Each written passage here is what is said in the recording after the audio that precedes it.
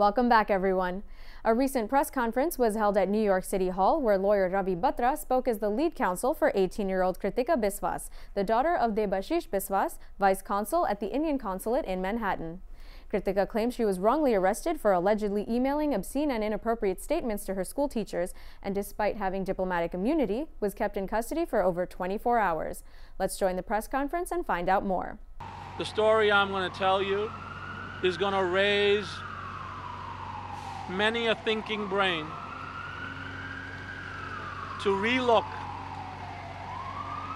at whether LIFO, last in, first out, should not become the law in New York State. On February 8th, 2011, she's arrested.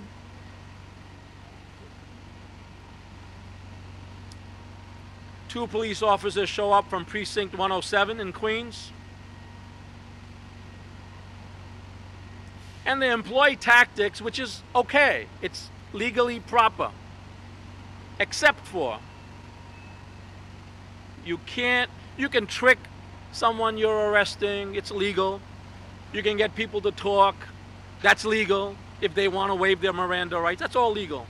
My dear friend, Commissioner Ray Kelly, who's named in the notice of claim, who was an ex-Marine and a great lawyer, to better teach some of his officers. Because this particular officer, and I want to mention his name, Larry Granshaw, Granshaw. I want to mention him for special recognition because what he did is, despite hearing objections and statements of have nothing to do with this, he decided not only to handcuff Kritika, but to do it tightly so it would be painful, not just detain, but to extract pain. That is not legal. That's misbehavior, and it's unconstitutional. After a couple of hours of such abuse, and Kritika saying, "It's hurting me," they would not release it because that extra painful pressure is what they hope to give her in exchange if she would confess to doing something she hadn't done. She is then transported from John Bowne High School to the 107 Precinct Station House. She arrives there about 1 o'clock. Keep in mind her ordeal started at 9:45 a.m. that morning. At 1 o'clock she's brought to the precinct house. She's put in a detention center. Imagine any of you being accused of something you didn't do. There would be anxiety, there'd be fear, they'd be upset. And Kritika asked for permission to go to the bathroom.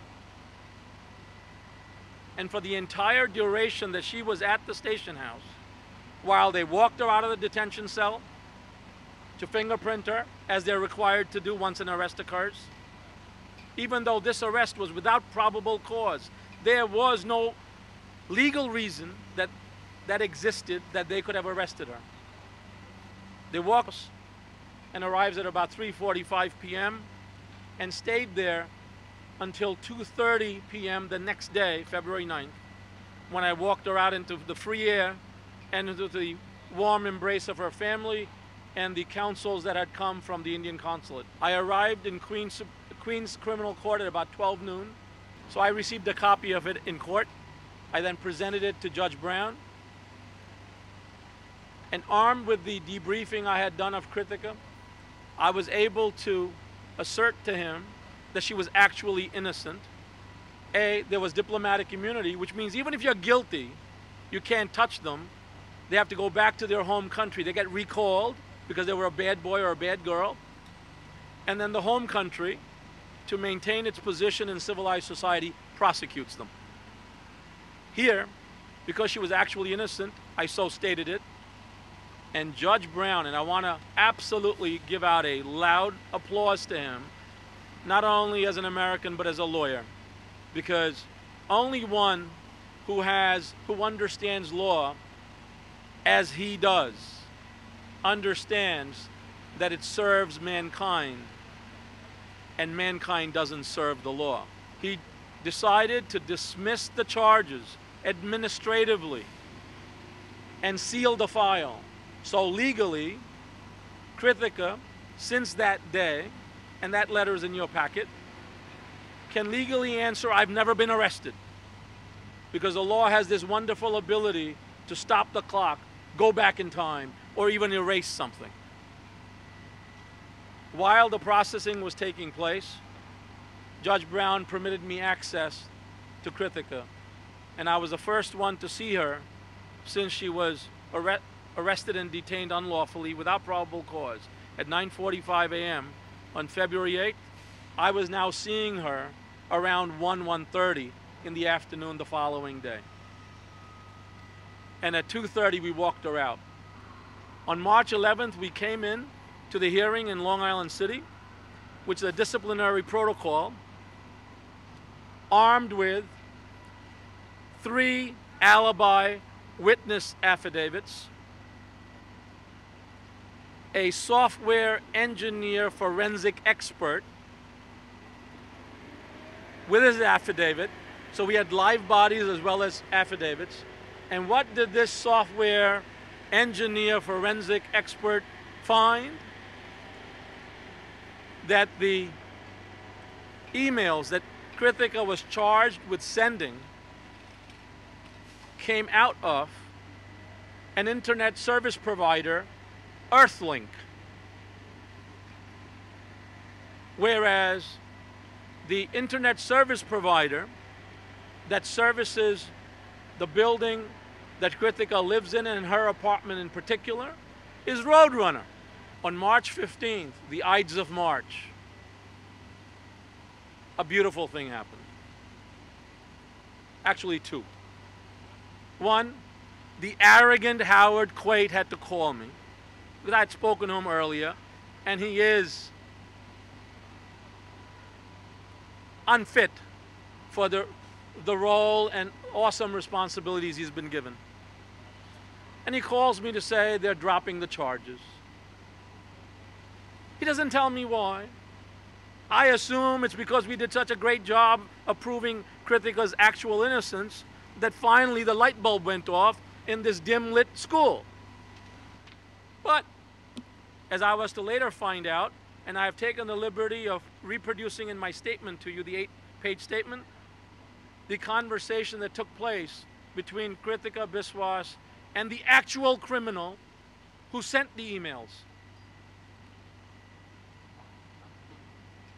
I don't want to mention his name because it's in your papers, because he was not charged with any crime, even after he admitted to having done it, because he had remorse. And I believe it was the right thing to do not to charge this kid who had sent these vicious emails. If there are any questions, yeah. I didn't see it clearly enough in here, and maybe I haven't read it clearly enough, but Sure. Can you go through the events of the morning of the arrest? Like when she was called to the office at 9:45? Correct. And how soon did the handcuffs go on? Within a half hour, Okay. the cops were there.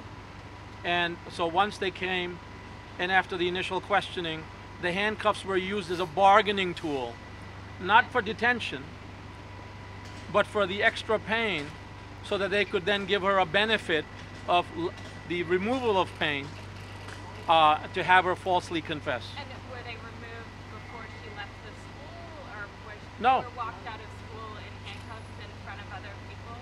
Yes, yes. And can you just tell us a little bit about Krithika? How old is she? 18 years old. We want our jobs back in the United States. We need to shape up New York City education. Thank you very much. Krithika's record has been cleared, but Batra has called on New York City Mayor Michael Bloomberg to personally address the issue himself. We're going to take another short break, and when we're back, we'll hear what Prince Manvendra Singh Gohil has to say about HIV and AIDS issues in India. We'll be right back.